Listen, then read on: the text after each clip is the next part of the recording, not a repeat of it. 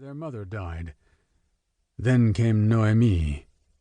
The first time he had laid eyes on her, she took his breath away, not just with her beauty, but her spirit, her intelligence, and as cliché as it was to say, her passion for life.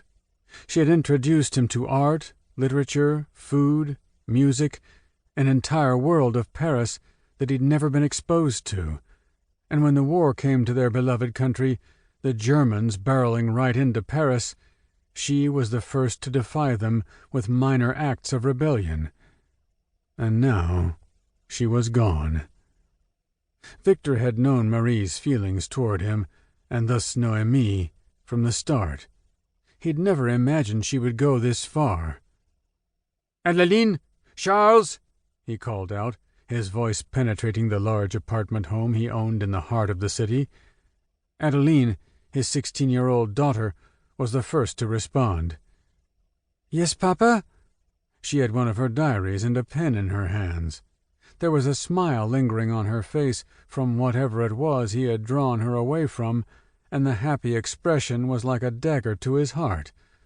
A part of him hated that he was about to take this from her, probably for a very long time.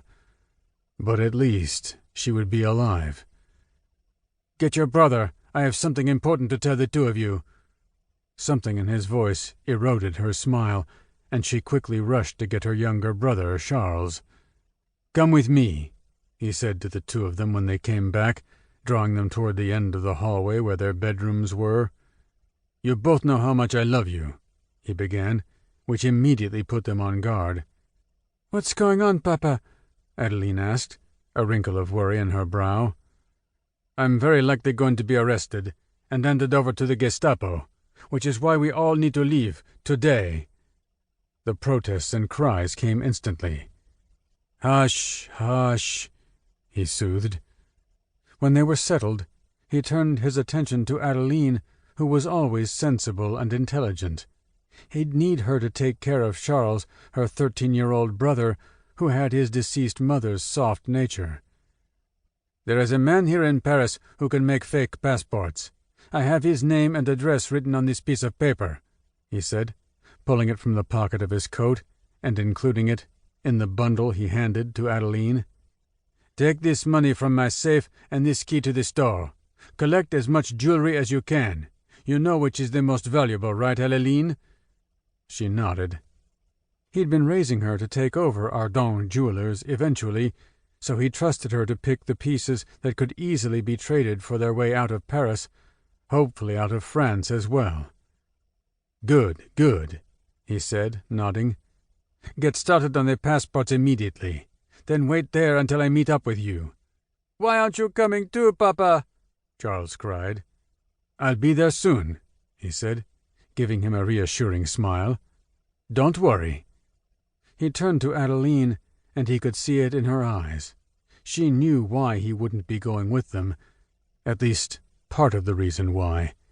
He certainly wasn't going to tell her about what had just happened in his study. "Is this about Noémie?" He nodded.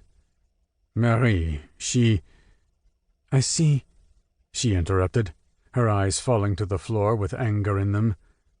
Adeline had always been headstrong, which often put her at odds with Marie.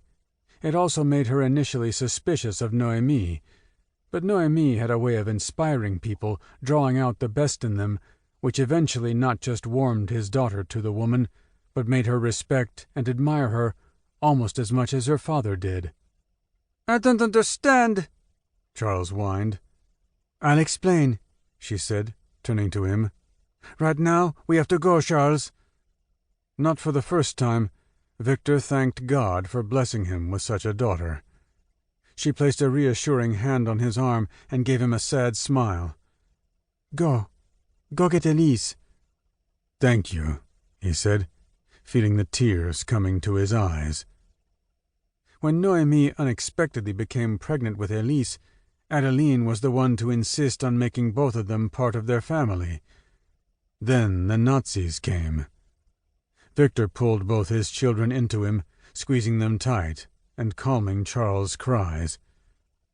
"I love you both so much," he said into his hair. "I'll be with you soon."